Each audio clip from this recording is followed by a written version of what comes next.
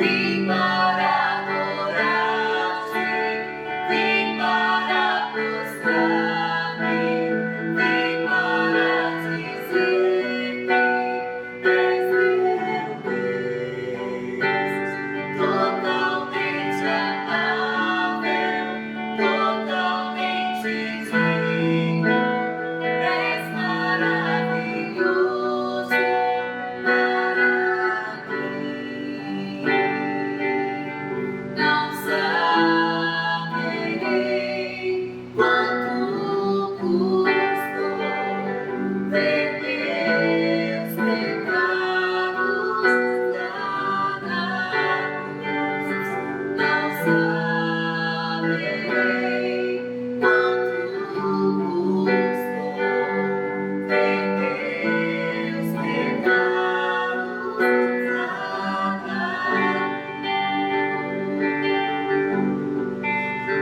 Vim para adorar-te, vim para prostrar-me, vim para dizer-te, és meu Deus, totalmente amável, totalmente digno, és maravilhoso para mim.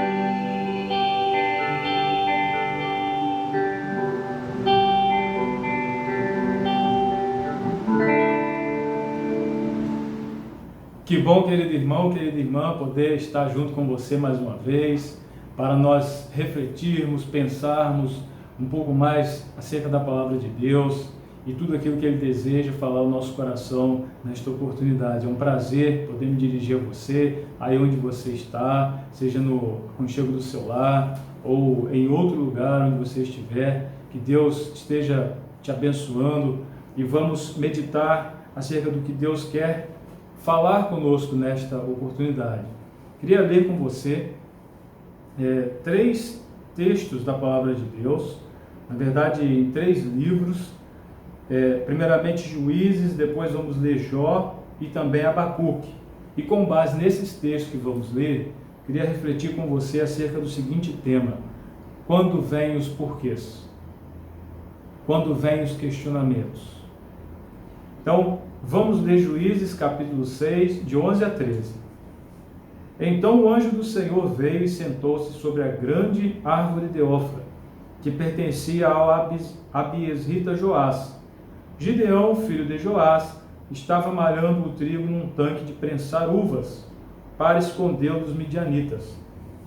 Então o anjo do Senhor apareceu a Gideão e lhe disse: O Senhor está com você, poderoso guerreiro.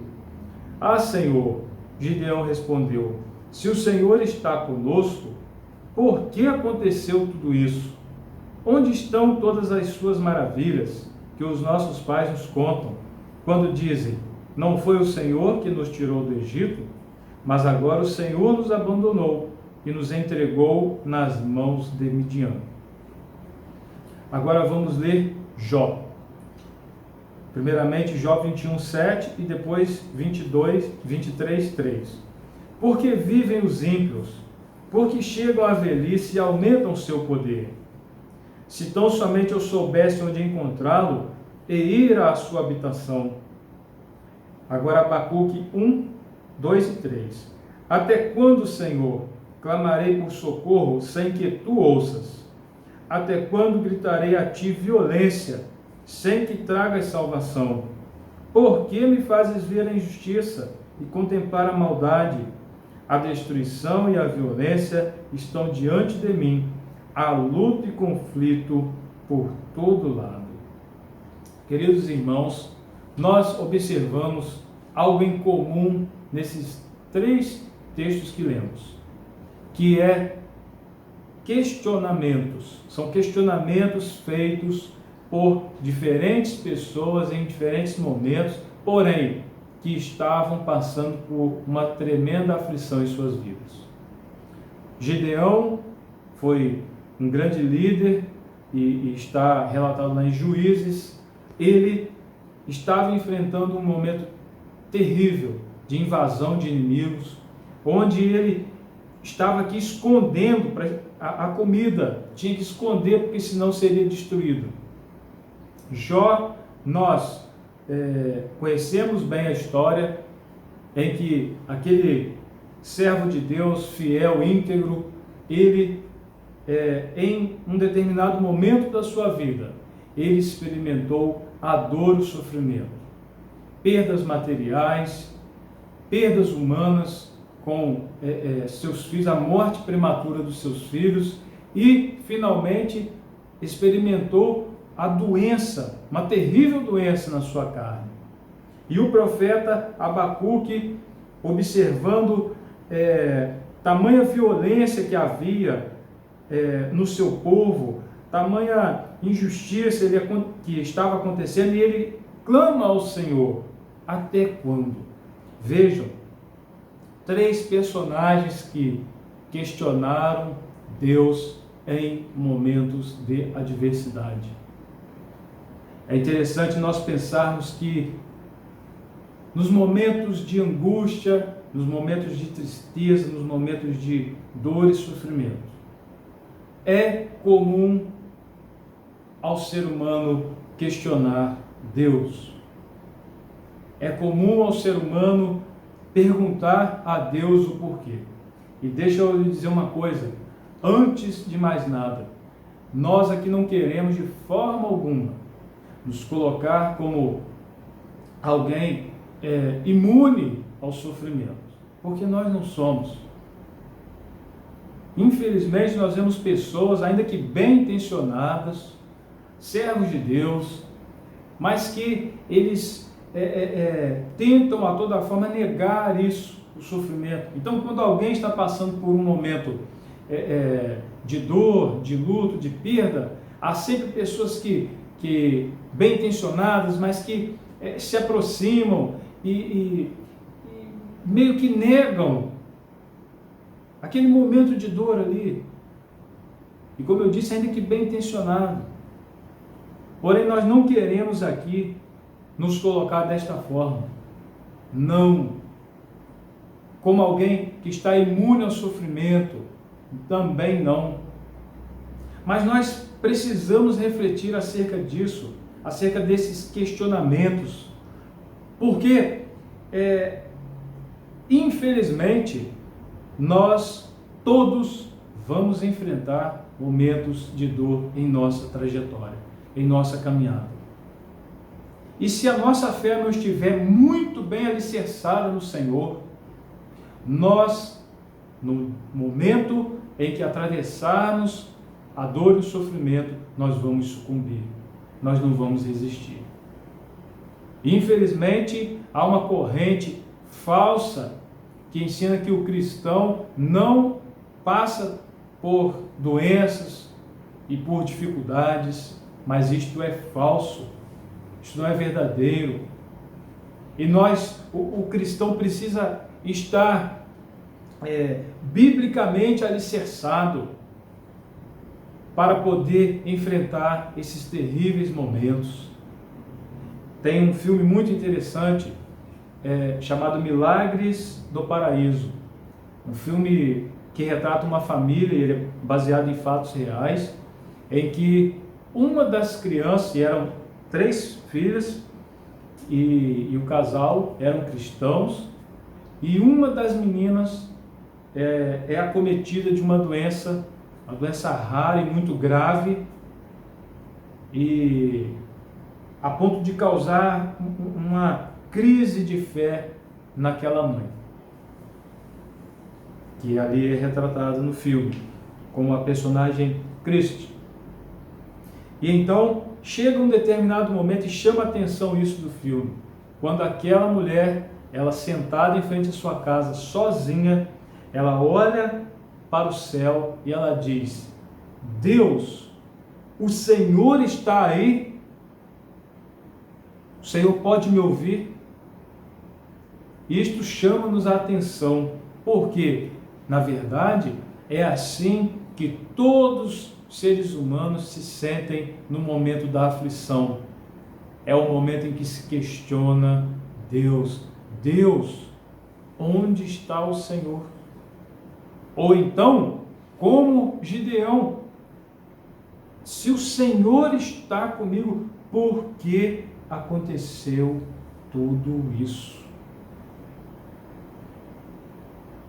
E, como nós dissemos, não é fácil responder a esta indagação. Onde está Deus?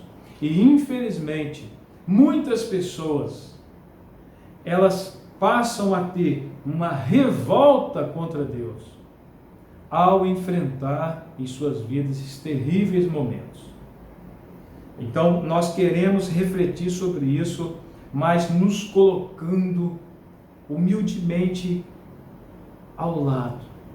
É esse o nosso objetivo. É nos colocar ao lado daquele que está sofrendo. De forma alguma, como que num patamar superior, mas ao lado. Então, tudo que nós aqui falamos, nós queremos dizer, nós estamos do seu lado. Imagine você que agora está passando por um momento de crise, de dor e sofrimento, ou você tem conhecimento de alguém que esteja passando. Ei, imagine agora que nós estamos juntos e que nós queremos pensar juntos acerca disso. Onde está Deus no meio disso tudo? O interessante é que a palavra de Deus tem resposta para nós. A primeira coisa que nós precisamos pensar é, respondendo a este tema, quando vem os porquês, Deus, por quê? Primeira coisa que a gente precisa pensar é que nós existimos pela graça de Deus. É a primeira coisa. Então, veja, nosso nascimento, primeiro a nossa existência como humanidade na Terra. Você já parou para pensar que isso é um ato da graça de Deus? Isso é uma demonstração da graça de Deus, Ele ter formado a humanidade. Mais ainda, a humanidade ter virado as costas. E este Deus bondoso, Ele mesmo assim não desistiu de nós. Você já parou para refletir sobre isso? Ele não desistiu da humanidade. Então, nós existimos, nós vivemos pela graça de Deus. Nós estamos hoje aqui pela graça de Deus. Nós não merecíamos a salvação. Ele nos deu gratuitamente por seu Filho Jesus Cristo. Nós pecamos, nós falhamos. O Senhor nos perdoa. Então, é pela graça. Nós existimos pela graça de Deus. Então, nós precisamos ter primeiramente essa consciência.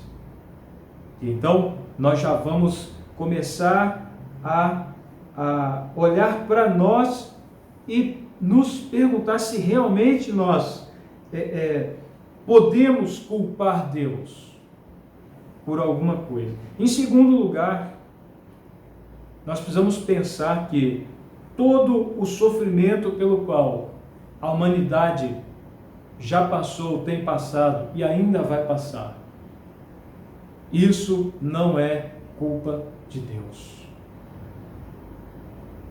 Não, não é. E é algo muito forte, é muito profundo falar isso.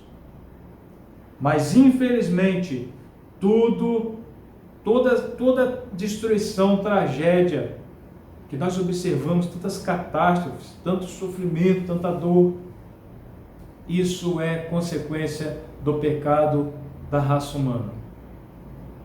E é o que tem gerado todas essas coisas, todos esses problemas. Então, nós pecamos, nós somos responsáveis por isso. Deus não é responsável por toda a tragédia que se abateu sobre a raça humana. Em terceiro lugar, nós precisamos pensar que este Deus, o qual se questiona, é um Deus presente. Nós precisamos sempre ter isso em mente. Nunca nos esquecer disso. Porque, infelizmente, muitas pessoas, elas têm Deus como aquele ser distante. Eu sempre gosto de pensar sobre isso, porque esse é o ensino da Bíblia. Na verdade, esse é o ponto alto da Bíblia. Que Deus se revelou a nós na pessoa de Jesus Cristo. Mas como isso se dá? De que forma Deus veio a nós? Então, esta ideia de um Deus distante, em Jesus Cristo, ela é desconstruída. E aí toda a revolta, inclusive manifestada por muitos escritores, filósofos, cientistas, deixa eu te dizer uma coisa, muito da revolta destas pessoas e de muitas pessoas, ela se deve exatamente a isso, de atribuir a Deus a responsabilidade pelo sofrimento. Mas tudo isso muda quando nós entendemos que Deus veio. Tudo muda. Porque aí nós não podemos mais dizer, ó Deus, você está aí em cima e está distante, está alheio ao meu sofrimento. Não. E quando nós pensamos que o próprio Deus morreu, o próprio Deus foi morto? Sabe, isso é um mistério, mas é um mistério que está revelado, foi revelado. É o testemunho das Escrituras. E veja, isso é extraordinário. Isto é algo maravilhoso. Quando nós compreendemos isso, tudo muda. É difícil acusar o Deus que sofreu. Mas esse é o testemunho da igreja. E eu gosto sempre do pensamento de que em Jesus Cristo o problema da justiça é resolvido. Porque se Jesus Cristo é Deus, então Deus é justo e perfeito. Se Jesus Cristo é Deus, então não há base para se acusar Deus de qualquer coisa. Por quê? Porque o próprio Deus vem, assume a nossa vida, vive aqui a nossa vida, encarnou, viveu, sofreu, morreu e ressurgiu para a nossa salvação. Ressuscitou para a nossa salvação. Nós nunca podemos perder isso de vista. E aí você vai dizer, você vai perguntar, o que tem isso a ver com questionar Deus, perguntar a Deus o porquê do meu sofrimento? Ora, o Deus revelado nas Escrituras, este Deus revelado em todas as Escrituras e de uma forma extraordinária no Novo Testamento, este Deus se importa com o meu e o seu sofrimento. Ele se importa. Por quê? Porque ele veio a este mundo. Uma coisa que nós também precisamos pensar muito acerca disso, e vai nos acalentar, é nós entendermos que tudo isso que nós temos vivido, isso é transitório. Toda a história, Deus, ele domina a história, todos os fatos, passados, presentes e futuros estão diante dele, e nós estamos dentro de um processo em que Deus está trabalhando, em que Deus está restaurando todas as coisas, em que nada foge do seu domínio, tudo está de acordo com o seu plano. Deus está trabalhando e nós estamos dentro deste processo. E para os salvos em Jesus Cristo, nós ainda temos algo extraordinário, que é a promessa da ressurreição. A promessa de que um dia nós vamos ressurgir. A convicção pela palavra de Deus que a morte não representa o fim, para aqueles que estão em Cristo Jesus. Que há um lugar extraordinário onde os salvos estão guardados por Jesus Cristo. A esperança de que vamos sim rever os nossos entes queridos que partiram salvos deste mundo. Como existe a bela poesia que está no cantor cristão, o hino 504, onde nós temos lá a seguinte frase: tenho amigos fiéis lá no céu, estão lá, eu tenho. Então, existe uma esperança bendita de nos reencontrarmos salvos por Jesus Cristo no céu. Então, todas essas razões, queridos irmãos, tudo isso que falamos aqui, isso serve para que pensemos acerca disso. Devemos questionar Deus? Ou, mais ainda, sim, mas embora revoltados, embora tristes, abatidos, não percamos a nossa fé. O que nós precisamos fazer? Precisamos ter consciência de que todos vamos enfrentar momentos difíceis de dor. Não é nada fácil. Não é nada fácil. Nós temos o relato de um importante escritor que já partiu desse mundo, mas deixou uma obra fantástica. Seu nome era C.S. Lewis, extraordinário escritor, alguém que deixou uma obra com tantos livros, e ele escreveu desde ficção, tratados de filosofia, tantas coisas. Inclusive, ele escreveu sobre o sofrimento.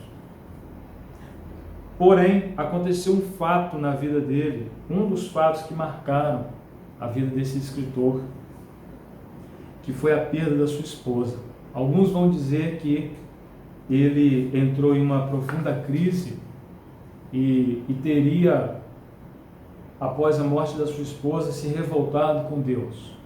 Porém, outros estudiosos vão dizer que ele, quando se faz uma leitura profunda do seu texto, vai se chegar à conclusão de que, de fato, ele enfrentou questionamentos após perder a sua esposa, porém, ele não abandonou a sua fé. E eu separei aqui um trecho de uma resenha. Eu queria ler para ilustrar isso. O texto aqui que vamos ler, ele se refere ao livro A Anatomia de uma Dor, que C.S. Lewis escreveu após a morte da sua esposa. E aí, numa resenha, foi escrito o seguinte acerca dessa obra. O célebre autor cristão escreve esta obra em meio à dor de perder sua esposa, Ellen, vítima de um câncer. Diferentemente de seus outros livros teológicos, nos quais predomina um estilo argumentativo, lógico e analítico, este livro é um desabafo, uma descrição ampla e profunda dos sentimentos do autor. Foi escrito ao estilo de um diário, embora não com esta periodicidade, e esboça exatamente aquilo que o título da obra sugere: a anatomia de uma dor. Ali a dor de Lewis é esmiuçada, exposta, descrita, estudada e, sobretudo, gritada. Lewis se dá a liberdade de escrever ali exatamente o que sentia, incluindo no relato seus questionamentos a Deus, sua confusão mental, seus momentos de raiva, sua fragilidade emocional, seus altos e baixos, seus pecados, suas tentativas de se reerguer, seus medos, sua solidão. Salta aos olhos quando o autor da resenha, ele vai dizer que ele vai se referir a outros livros teológicos onde predomina estilo argumentativo, lógico e analítico. Pense comigo isso. Então, livros teológicos onde se predomina lógica, estilo argumentativo, lógico e analítico. Mas quando ele experimenta a dor, então o seu próximo livro, o autor aqui vai dizer que é um desabafo. A anatomia de uma dor. Aí o estilo é totalmente diferente, é como se fosse um diário. E aí então o Lewis abandona toda a argumentação lógica, todo o pensamento argumentativo, e então ele desabafa, porque ele estava sentindo dor. Eu desconfio daquelas pessoas que ele tem a coragem de minimizar a dor dos outros, o sofrimento alheio. Por quê? Porque uma coisa é falar da dor dos outros e outra coisa é experimentar e viver a dor. É algo diferente. É diferente vivenciar. É diferente experimentar a dor. Por isso eu disse no início, não é algo fácil falar sobre isso, mas é importante, é preciso que se fale, porque ou nós entendemos e continuamos a crer neste Deus, que Ele é bom, ou então a nossa fé é inútil, ou então a nossa fé é vã.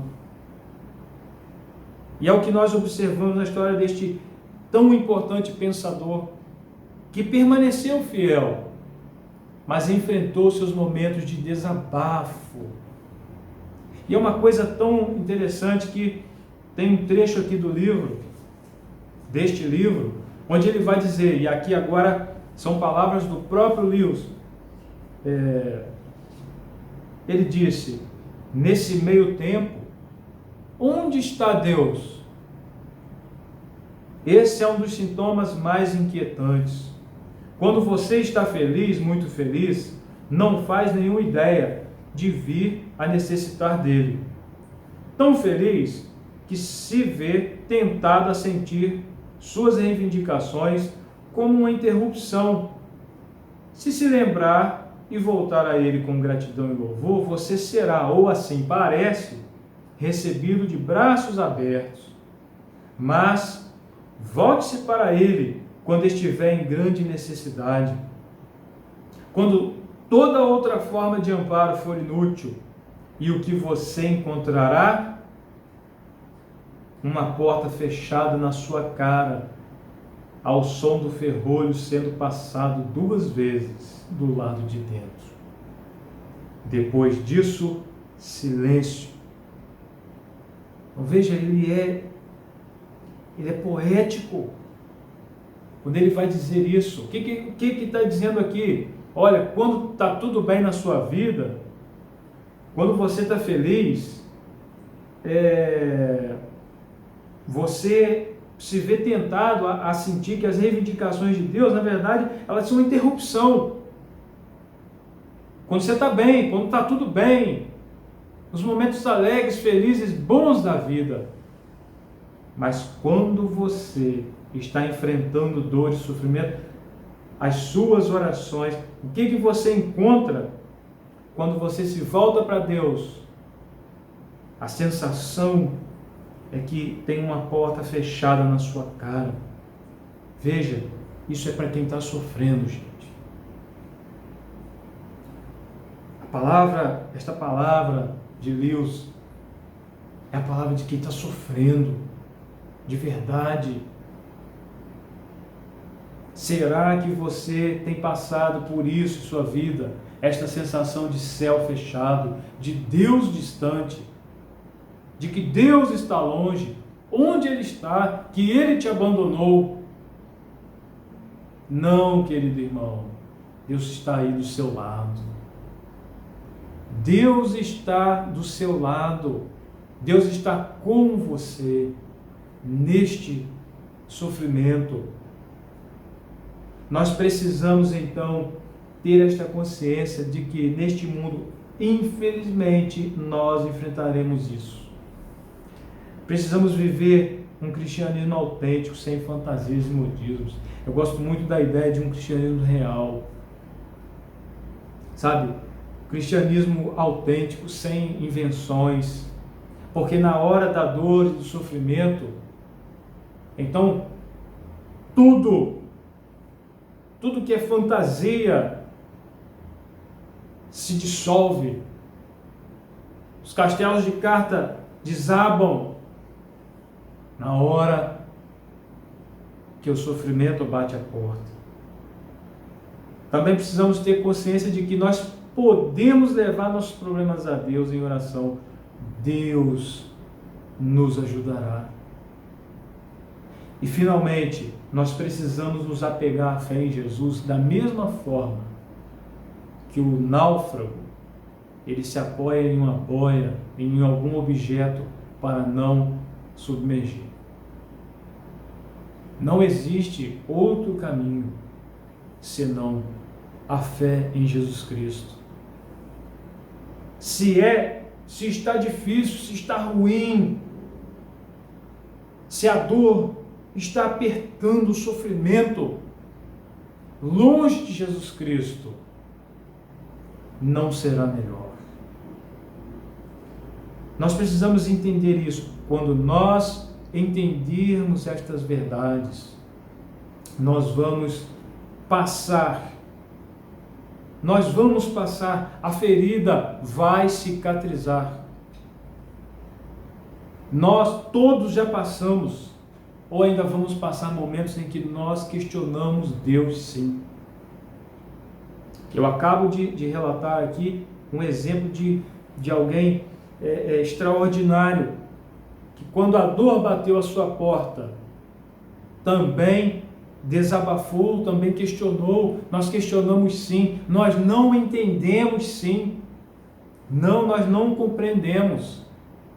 Porém, uma coisa posso lhe afirmar: as feridas serão cicatrizadas.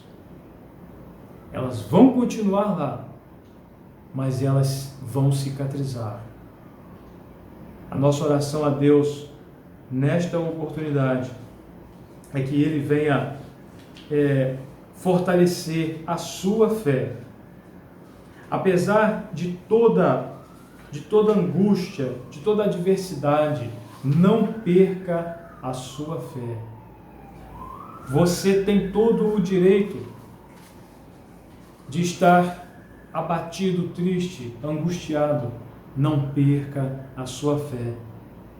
Tem uma música muito linda do Arautos do Rei e fala muito ao meu coração, e com ela eu encerro as minhas palavras, pedindo a Deus que ilumine a sua vida, que te abençoe, que te guarde, que te proteja, mas não abandone a sua fé em Jesus Cristo. O hino, a melodia, ela vai dizer assim, determinado trecho: é só um pouco mais, um pouquinho mais, logo irei aí te buscar. Há amor real, há um rio de paz, há um céu que Deus chamou de lar. Deus abençoe a sua vida e a sua família. Até uma próxima oportunidade, se Deus nos permitir.